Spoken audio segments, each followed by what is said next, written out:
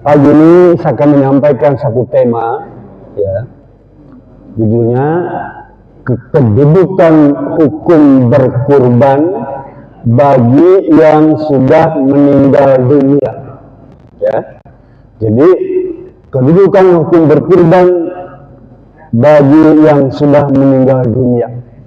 Ya, sampai tema ini karena memang tema ini agak seksi, ya, saya pilih itu. Terutama di kalangan para pergerakan, ya, sering mempertanyakan perkara ini.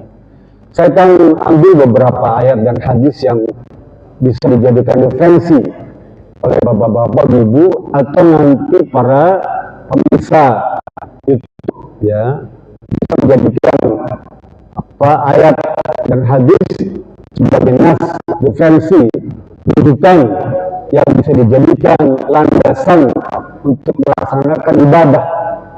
Apakah berkurban atas nama orang yang sudah meninggal itu, ya, sah atau tidak? Kita akan bahas 30 menit. Jadi ibadah kurban merupakan ibadah yang paling utama, ya. Kata Rasulullah, "Ma'in amal ibn Adam fi yawmin nahr ila hiraqatid dam."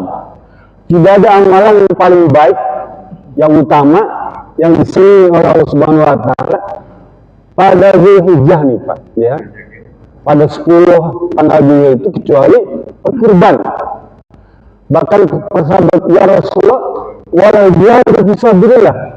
Apakah berkurban itu akan sama jika dibandingkan dengan jihad? Ya. Rasul bilang, sekalipun kau bandingkan dengan jihad ya, maka tidak sebanding.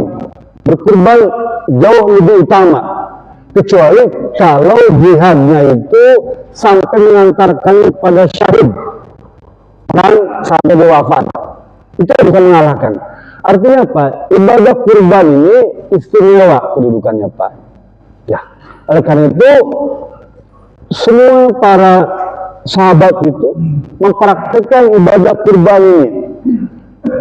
Kata Rasulullah, ya, "Man kana lahu sa'atun ayyadhi falam yadhi fala taqrabanna musallana." Jika kalian punya kemampuan, punya kesempatan, punya fasilitas, punya rezeki untuk berkurban, ya, ternyata kalian tidak berkurban, maka engkau dilarang untuk datang ke musola, ke masjid. Maksudnya sholat tidak diterima, gitu ya. Tapi itu hadis, Pak, ya. Sekalipun kemudian menjadi pembicaraan, ya, bahwa soalnya tetap diterima tapi nilainya berkurang, ya. Jadi jangan juga kemudian berkecil hati, wah, nggak berkurban soalnya diterima. Tidak, tetap diterima.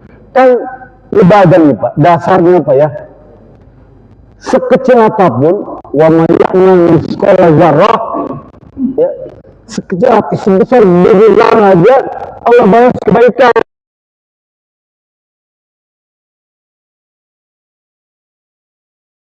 Kan borong itu, ya, ada sinar itu kan suka ada bibit lain-lain, ya, itu jarang namanya. Sekecil itu Allah terima, Allah kasih ganjaran, apalagi sholat, ya, yang besar itu. Jadi jangan khawatir tentang ibadah itu, ya. Sekalipun mungkin kita tidak tahu dasar hukumnya, nggak apa-apa, ya. Kita ada para ustaz, para kiai, para ulama, atau teman-teman senior kok, ikut saja mereka sholat masjid, ikutlah, gitu. Sekalipun nggak tahu dasar, tanya 4 juta orang pergi haji, apa mereka tahu semua tentang perintah haji? Ya, itu beberapa orang mungkin pembimbingnya saja. Jangan enggak saksikan di cuma kadang-kadang sedih juga, ya, kasihan juga tuh yang sudah setor haji ratusan juta nggak bisa berangkat. Haji Furoda tuh bahkan katanya sekarang hajinya agak sedikit manajemennya kurang baik, gitu ya, pengelolaan haji kita nih Nusantara nih, sayang tahun ini ngeri juga tuh, ya, teman-teman yang berangkat isinya keleleran, ya. Saya teruskan. Bagaimana kedudukan hukum berkurban atas nama orang meninggal? Ya. Ada 3 Pak. Ya. 3 perkara yang berkaitan dengan berkurban atas nama orang yang sudah meninggal dunia. Yang pertama, kalau berkurban atas nama orang yang sudah meninggal dunia, maka harus diiringi dengan wasiat, pesan dari orang yang sudah meninggal dunia. Maka dianggap sah. Satu ya, saya akan pelan-pelan, kan mengikut hukum. Jadi nanti jangan salah pemikiran atau pendapat ya tentang hukum. Jadi dia boleh berkurban atas nama orang yang sudah meninggal dunia, tapi harus ada wasiat, pesan dari orang yang sudah meninggal tadi. Contoh nih, Pak Sakaratul Maut, mohon maaf ya. Nah, nanti kalau papa, mama, kakek, nenek meninggal ya, nenek pesen supaya kurban itu jual aja tuh sawah di kebun kelapa atau sawah kurung dah, jual buat beli kambing. Gak apa-apa jual sawah kurung jual. Pesan tuh meninggal, wasiat, pesan kan? Maka anak itu punya kewajiban untuk mentunaikan wasiat orang tuanya itu. Paham ya? Harus Pak. Ya. Apalagi bukan harta dia kan, bukan harta anaknya kan, harta orang tuanya kan. Mohon maaf nih, orang tua dulu kita tuh, ya, zaman masih muda, zaman hidup susah, gak keburu berkurban Pak. Paham gak Pak? Ya. Zaman kita susah hidup muda tuh, kita saja, mohon maaf saya lah. Dulu waktu muda, gak keburu tuh, gak berkurban tuh mahal. Jadi namanya domba itu sejak zaman dulu segitu, ya, 200 real. Itu kan 2000 real, 200 real ya. Zaman dulu di Mekah juga segitu, ya, 600 real bang, mohon maaf. Domba segitu dari dulu, nggak kebeli Pak. Di zaman masih muda, begitu orang tua kita, kakek nenek kita juga nggak sempet beli domba, baik untuk kurban atau akikah. Ya. Coba tanya. Bapak yang masih punya orang tua nih, ya, pernah nggak dulu waktu masih kecil menyaksikan orang tua berkurban? Mesti jawabannya enggak. Jawabannya padanya enggak Pak. Pertama karena dia mampu, zaman revolusi, zaman peperangan, ya, zaman susah. Yang kedua keilmuan, keterbatasan pengetahuan. Ya. Jadi yang pertama, boleh berkurban kalau ada wasiat, ya, dan seluruh kurbannya itu tidak boleh diambil oleh anaknya yang berkurban tadi tuh, ya, keluarga tuh. Jadi semua kan sudah diberi wasiat untuk orang tua, ya, berikan semuanya, ya, jangan diambil tuh. Saya minta bentuknya aja, masa bentuk nggak dikasih, nggak boleh, sudah ikhlaskan, ya. Jadi memang berkurban untuk orang yang sudah meninggal itu dituntut keikhlasannya. Kan dia tidak punya pikiran apa-apa kan, uang ini untuk orang tua, ya, untuk ibu ayah yang sudah meninggal dunia, nggak ada kepikiran untuk kita, ya.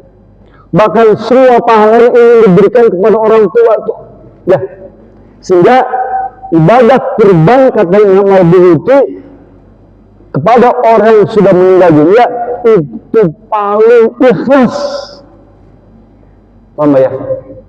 Berkurban atas nama orang yang sudah meninggal dunia kata Imam Al-Buyuti itu kurban yang paling ikhlas dan antara kurban-kurban yang lainnya. Karena dia tidak mementingkan diri sendiri. Ya. Ini khusus untuk ayah saya, untuk adik saya, untuk mama saya, untuk opa saya, semua paling untuk dia. Oh, gitu ya. Jadi paling ikhlas Pak. Ya.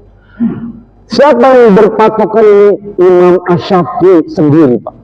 Ya, Imam Asy-Syafi'i berpendapat bahwa kurban atas nama orang sudah meninggal dunia harus dengan wasiat menurut Imam Asy-Syafi'i. Itu Imam Syafi'i yang menyatakan sah kurbannya kalau dengan wasiat dan tidak sah kalau tanpa wasiat, kata Imam Asy-Syafi'i.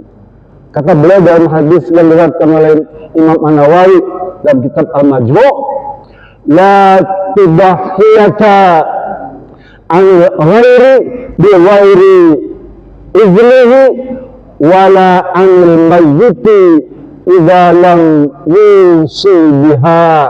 Ya, kata Imam Syafi'i, ya, tidak boleh berkurban atas nama orang lain tanpa izinnya, dan tidak boleh berkurban atas nama yang mati, yang meninggal tanpa wasiatnya. Nih contoh nih, saya mau berkurban buat paman saya ya di Papua, ya, tapi saya belum minta izin dari dia. Itu kata Imam Syafi'i tidak sah. Ya, harus diberitahukan kepada orang yang akan kita kurbankan itu, kurban itu, minta izin ya, saya mau berkurban atas nama engkau, kata Imam Syafi'i begitu. Ya, nah kalau untuk yang sudah meninggal dunia harus dengan wasiat. Satu itu ya, kan enak ya. Ini hukum Pak semua. Nanti Bapak bisa rujuk di Quran surat Al-Baqarah ayat 181. Ya, Allah berfirman, "Faman baddala ba'da ma sami'ahu fa innama ismuhu ya ala ladzina yubaddilunahum innallaha sami'un alim." Allah berfirman dalam surat Al-Baqarah ayat 181. Ya, kata Allah, "Faman baddalahu," barang siapa yang mengganti, merubah wasiat, nih, orang tuanya, kakek neneknya, istrinya, adiknya, kakaknya, saudaranya itu berwasiat kepada kita, dia rubah tuh. Apa wasiatnya? Untuk berkurban, ya. Maksud berubah apa? Tidak jadi dilaksanakan. Padahal ada mampu, hartanya ada, yang berkuasa, kebun kelapanya masih ada, ya, ada. Kita suruh jual aja kebun kelapa itu kan, sawah kuruknya ada, Tegali masih lega, ya. Tapi yang dilaksanakan tuh, jadilah puasa tadi, ya. Apa kata Subhanahu wa Ta'ala? Fa innama ismu 'alal ladzina yubaddilunahum.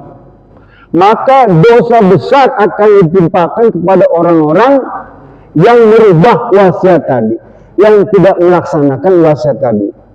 Innallaha sami'un alim. Sesungguhnya Allah Maha mendengar dan Maha mengetahui.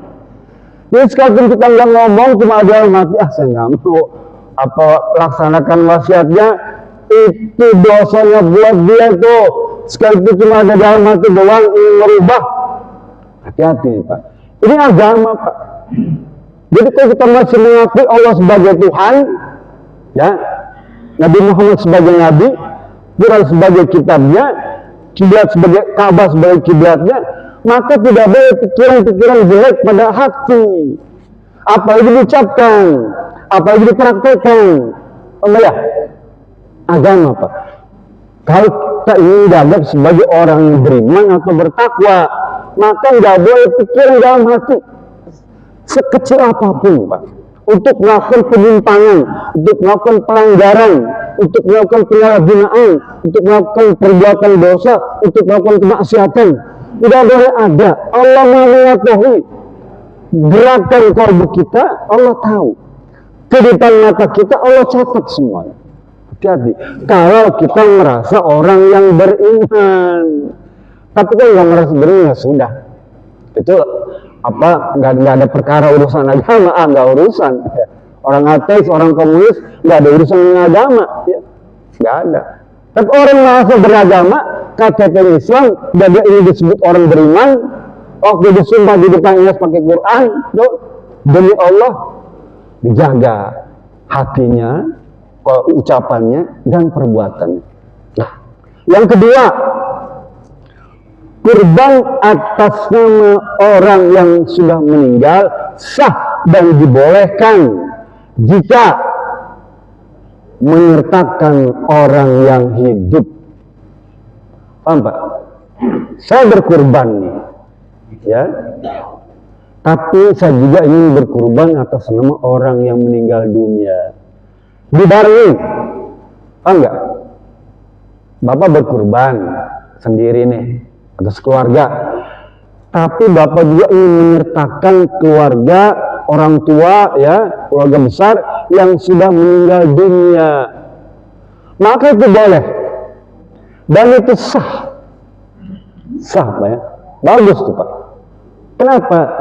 Karena kata Rasulullah dalam hadis Imam Tirmidzi, kana rajulun inda Rasulullah SAW yudahya bisyatin anhu wa an ahli baitihi. Ya, dulu kata dulu ada seorang laki-laki, ya, pada zaman Nabi masih ada, berkurban atas nama dirinya dan atas nama keluarganya, baik yang hidup maupun yang sudah meninggal dunia. Sah, sah. Kata Jabir bin Abdullah, ya,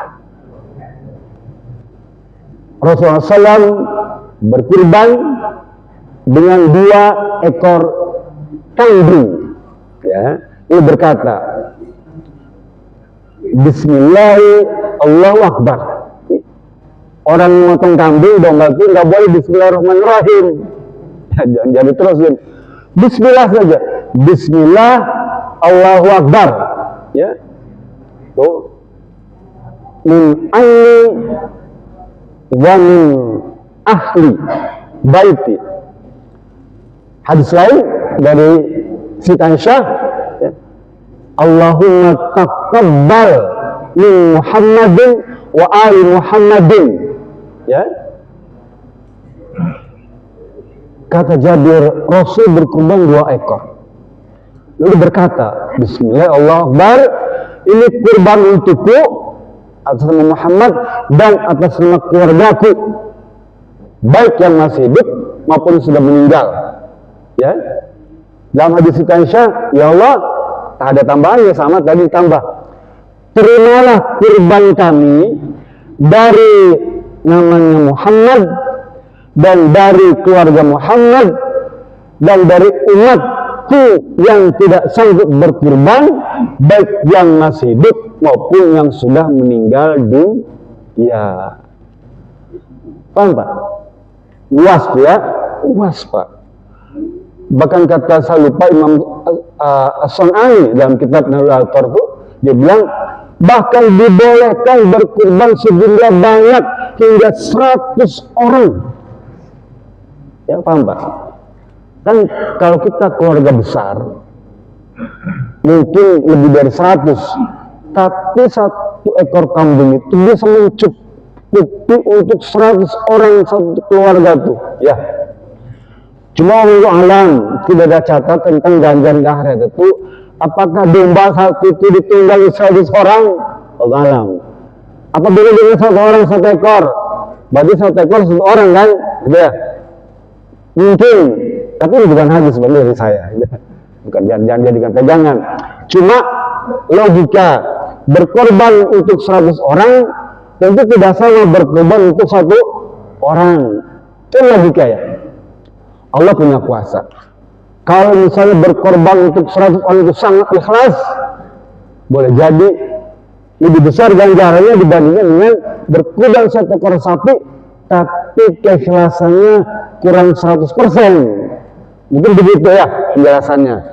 Tapi tetap dibolehkan berkurban hingga 100 orang. Kalau untuk orang yang sudah meninggal harus menyertakan orang yang hidup. Paham ya? Dua aja. Tadi harus dengan wasiat, ya. Yang kedua harus menyertakan yang hidup, ya. Boleh semua. Ya.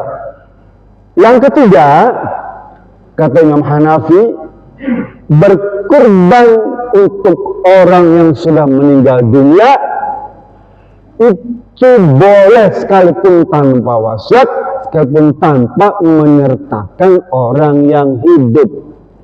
Karena pada dasarnya kurban itu merupakan sedekah. Dan tidak ada nas ayat Quran dan hadis yang secara eksplisit melarang berkurban atas orang yang sudah meninggal dunia, dan tidak ada dalil yang membolehkan berkurban atas nama orang yang sudah meninggal dunia. Apa ya? Tidak penjelasan eksplisit.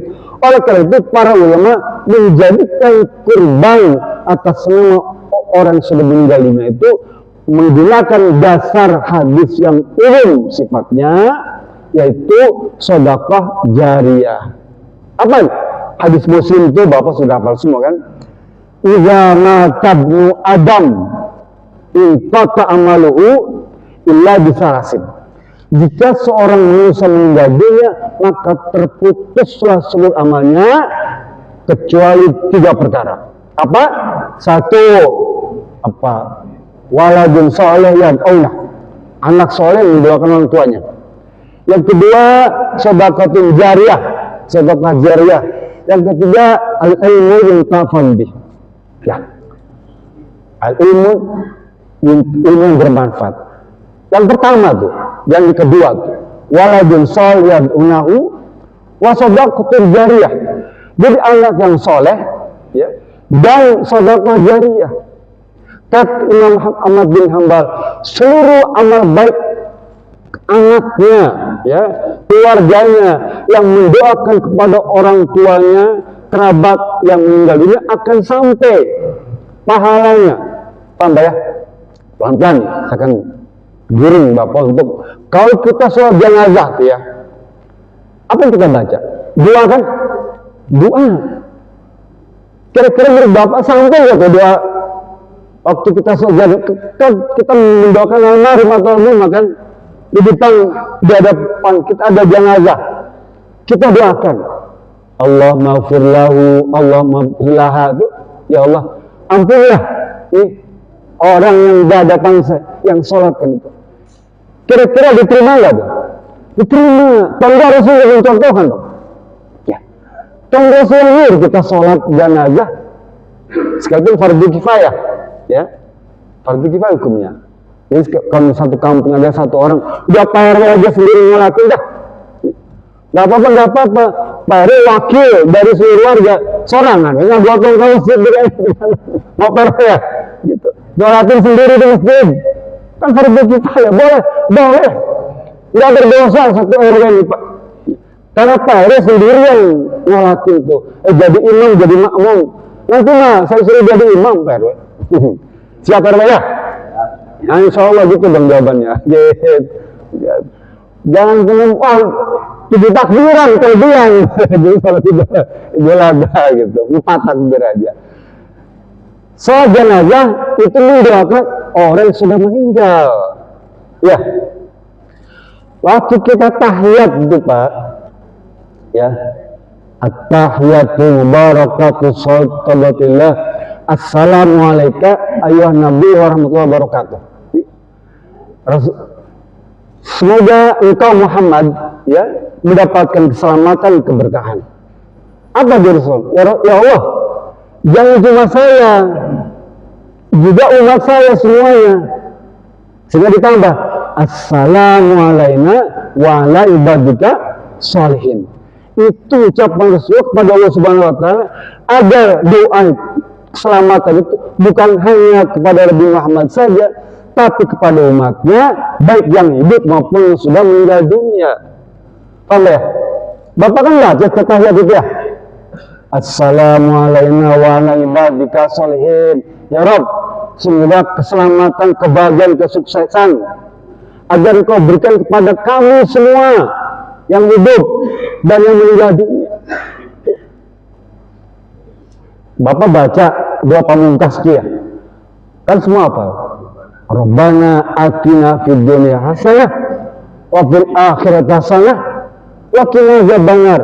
Ya Allah, ya, selamatkanlah, berikanlah kepada kami keselamatan di dunia dan keselamatan di akhirat. Maksudnya apa? Termasuk orang yang sudah meninggal dunia. Artinya apa?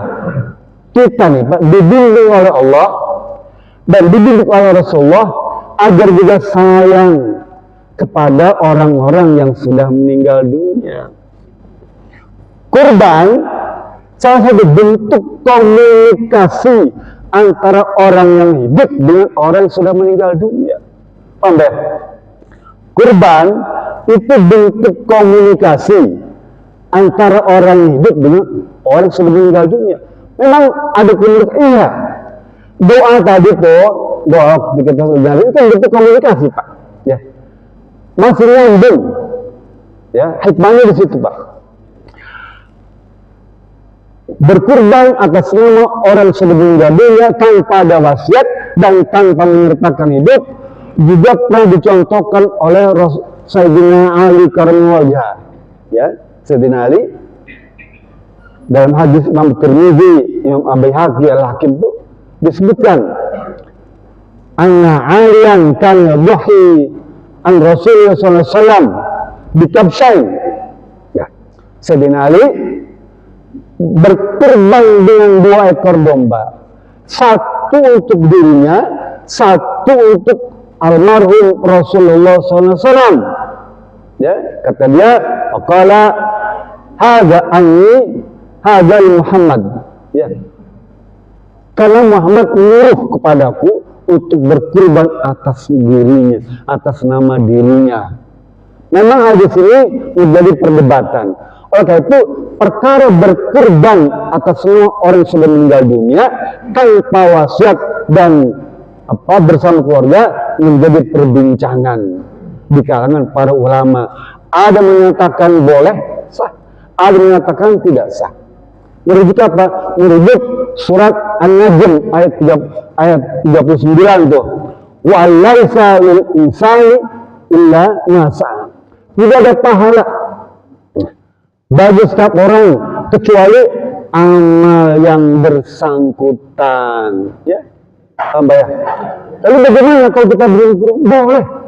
Ya, jumhur ulama menyatakan boleh berkurban atas nama orang yang sudah meninggal dunia sendiri.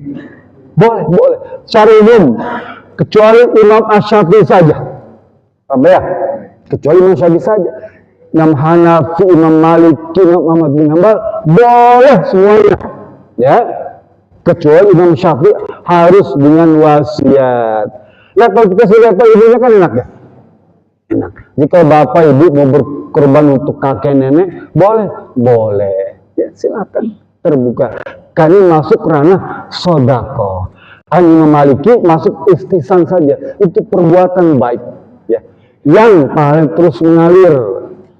Jadi bagi saudara-saudara, ya, kalau kita ingin menunjukkan bukti cinta pada ayah, pada ibu, ya, yang sudah meninggal dunia itu, ada peluang kesempatan melalui ibadah kurban, ya, kurban. Kalau ingin membangun ikatan emosional antara kita hidup dengan orang yang sudah meninggal dunia, berkurbanlah. Banyak pengalaman spiritual yang dialami para ulama, para sahabat, orang-orang hebat, termasuk saya banyak mengalami pengalaman spiritual. Apa? Komunikasi dalam mimpi dengan orang-orang yang sudah meninggal dunia. Gara-gara kita mengirimkan hadiah, pahala dan jarang, ya, baca Quran ini, kita ini kirimkan pahala untuk orang tua. Maka Allah akan tuntun kita untuk mendapatkan informasi tentang akhirat. Percaya dengan saya. Kalau Bapak ragu, gak akan datang tuh perjumpaan dengan orang tua tuh. Tapi kalau Bapak yakin, ya, dengan orang tua dan kakek nenek, percaya saya. Kenapa? Karena harus juga mengajarkan begitu. Para sahabat mengajarkan begitu. Kita tiru, ya, praktekkan. Maka niscaya Bapak akan berjumpa tuh dengan orang tua Bapak. Kalau Bapak ingin berjumpa dengan Rasulullah SAW, perbanyak sholawat. Ya. Maka Bapak itu akan berjumpa, Allah takdirkan ketemu dengan Rasulullah. Banyak pengalaman mengajarkan itu semua. Pengen kayak apa wajahnya, nggak bisa dibayangkan wajahnya. Pokoknya ketemu dengan Rasulullah SAW, pengen nggak Pak? Bu, ketemu Rasul? Pengen dong? Pengen Pak. Senang Pak. Kalau Bapak sudah bermimpi ketemu Rasul, aduh, bahagianya Tuhan Pak, enak. Bener Pak, sumpah, aslinya, ya aslinya. Bapak berjumpa dengan Rasul, aduh, sudah luar biasa. Kenikmatan seger pagi-pagi itu. Harus ada cita-cita. Orang datang ke tanah suci, umroh, haji ini, pengen lihat makan Rasulullah. Baru lihat makannya, udah senang meneteskan air mata tuh Pak. Di Raubah tuh Pak, ada makan Rasulullah. Apa nggak pengen kita ketemu? Ya, ketemu makan ini udah senang Pak. Kita usap cuma kita pegang makan tuh, ya. Bahkan yang fanatik luar ketika itu luar biasa. Apa nangis ya. Ya. Orang yang pengen menyentuh makan Rasul itu Pak, dia itu dari lubang tuh maksakan diri tuh, dia buka pakai lidi dia, dicolok-colok tuh supaya layarnya terbuka tuh. Saking pengen lihat makan Rasulullah. Itu Pak. Nah kalau kita sungguh-sungguh ketemu Rasul, perbanyak sholawat, tenaga sunnahnya, udah itu aja. Niscaya Allah akan tunjukkan wajah Rasul kayak apa. Itu kenikmatan sendiri. Nanti di akhirat Bapak akan berjumpa bukan hanya dengan Rasul, tapi seluruh para nabi, dan yang paling utama ketemu Allah Subhanahu wa Ta'ala. Itu kenikmatan yang paling tinggi dan gak ada lagi dah. Ya. Surga kalah. Gitu. Ketemu Allah Subhanahu wa Ta'ala, wah udah paling tinggi. Harus ada keinginan itu Pak. Ya, harus ada keinginan itu. Apa diantaranya? Dengan berkurban. Ya, kalau ada rezeki. Karena berkurban ini biayanya mahal Pak. 3 juta itu mahal. Ya, buat ukuran warga Sarung ya. Harus bayar sekolah, masuk sekolah. Ya, bayar kontrakan, cicilan motor, mobil, berat. Ya, tapi kita berdua. Tahun depan, insya Allah saya berniat berkurban untuk keluarga. Ya. Untuk orang tua sudah meninggal dunia. Yakin dengan hadis ayat Quran yang saya sampaikan ini menjadi pegangan Bapak Ibu semua, sehingga pede. Ibadah itu kan kalau kita tahu dasarnya kan pede Pak. Yakin, percaya, tidak mungkin salah, tidak mungkin dusta, betul? Mudah-mudahan ini semua menjadi apa?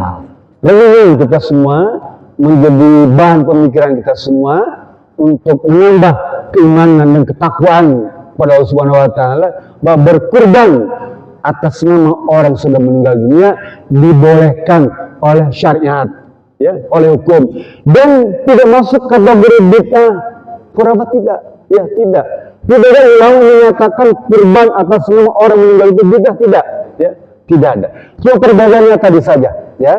Satu dengan masyarakat, satu atas dasar kebersamaan, yang ketiga boleh atas nama tunggal kami masukkan ke dalam bab sedekah jariyah. Mudah-mudahan Allah memberikan kemudahan kepada kita untuk bisa melaksanakan ilmu pelajaran ya tentang kurban atas semua orang yang sudah meninggal dunia ini pada kesempatan yang akan datang. Itu saja, mari kita sama tutup dengan mengajak kepada Allah Subhanahu wa Ta'ala. Allahumma salli ala Muhammad wa radallahu tabaraka wa ta'ala sadatina rasul ajma'in. Allahumma fil muslimin wal muslimat wal mu'min wal mu'minat al-ahya minhum wal amwat innaka samiun qaribun mujibud da'wat ya qadiyal hajat. Ya Allah Tuhan kami, sesungguhnya kami telah tahu banyak tentang perintah-Mu, tapi kami masih sering melalaikan perintah Kamu ya Rabb. Ya Rabb, ampunilah kami, maafkanlah kami, maafkanlah keluarga kami, maafkanlah saudara-saudara kami, maafkanlah pemimpin kami. Ya Allah Tuhan kami, sesungguhnya kami telah tahu banyak tentang larangan-Mu, tapi kami masih sering melanggar larangan-Mu. Untuk itu ya Rabb, melalui pengajian ini, ampunilah kami, ampunilah keluarga kami, ampunilah orang tua kami telah mendahului kami. Ya Allah Tuhan kami, sesungguhnya kami telah menerima banyak karunia-Mu, barakah-Mu, rahmat-Mu, nikmat-Mu, rezeki yang melimpah. Tetapi kami masih belum menjadi orang yang dapat bersyukur kepada-Mu ya Rabb. Tapi saya berjanji ya Rabb, setelah ini mendapatkan ilmu ini, saya berjanji akan bersyukur kepada ya Rabb dengan bentuk berkurban, baik untuk pribadi, keluarga, dan orang tua kami sudah meninggal dunia ya Rabb. Tunjukilah kami jalan benar, itu jalan keridhaan bukan kesesatan. Selamatkanlah kami di dunia dan akhirat. Lindungilah kami, raksalah kami. Jauhkanlah kami ya Rabb dari segala macam malapetaka, mara, bahaya, bencana. Hindarkanlah kami dari segala macam bentuk ancaman dan bentuk tekanan. Jauhkanlah kami dari berbagai macam penyakit, baik penyakit jasmani maupun penyakit rohani. Satukanlah tubuh kami. Tunjukkanlah kepada kami kehidupan yang baik ya, bagi keluarga dan masyarakat, bagi bangsa dan negara. Mudah-mudahan kemudiannya ya Rabb. Rabbana atina fid dunya hasanah wa fil akhirati hasanah wa qina adzabannar. Walhamdulillahi rabbil alamin. Assalamualaikum warahmatullahi wabarakatuh.